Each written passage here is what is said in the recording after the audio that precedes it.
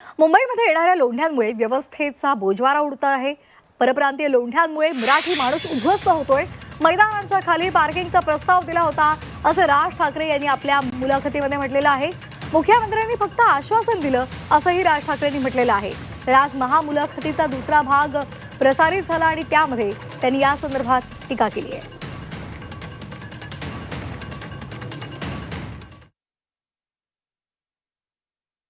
या सगळ्या गोष्टींचं जर समजा तुम्हाला उत्तर किंवा ह्याचा प्रॉब्लेमचा जर समजा जर्म ज्याला म्हणतो आपण तो आहे तो म्हणजे अवास्तव येणारे या शहरांमध्ये येणारे लोंढे।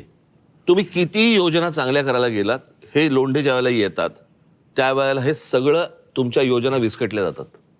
तुम्ही रस्ते केलेत की त्याच्यावरती तुम्ही चांगले रस्ते केलेत, त्याच्यावरती एक्स्ट्रा गाड्या येणार कारण लोंढे माणसं जास्ती आली, इमारती जास्ती येत आहेत।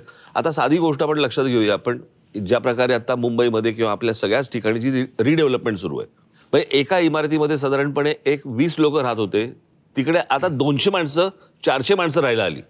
बरोबर आहे, जागा तेवढीच आहे। आता जास्तीत जास्त जेव्हा तुम्ही माणसं एका शहरामध्ये जेव्हा येतात, बंधनं तिकडे घातली गेली पाहिजेत ना। उद्या प्रश्न तोच होता ना, उद्या how can we decongest Mumbai. मग काय होतं, फक्त मुंबईमध्ये ही गोष्ट होते, महाराष्ट्रामध्ये ही गोष्ट सांगितली जाते की या देशामधला कोणी माणूस कुठेही जाऊ शकतो आणि राहू शकतो। हे बाकीच्या राज्यांमध्ये होत नाही।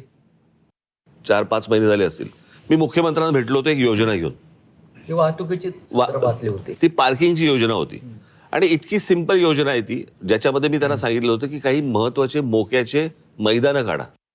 बरोबर, त्याच्यावर त्यांनी मला हे पण सांगितलं होतं की आपण पायलट प्रोजेक्ट म्हणून मुंबई आणि 2 उपनगरात मैदानांच्या खाली 500 ते 1000 गाड्यांचं पार्किंग, वरती मैदान तसे तसं असे जर जोपर्यंत तुम्ही पार्किंगचे लॉट्स करत नाही तोपर्यंत रोजच्या रोज गाड्या आदळतच आहेत। तुम्ही रजिस्ट्रेशन किती गाड्यांचं होतं रोजचं या शहरांमध्ये एकदा बघा आकडे त्याचे।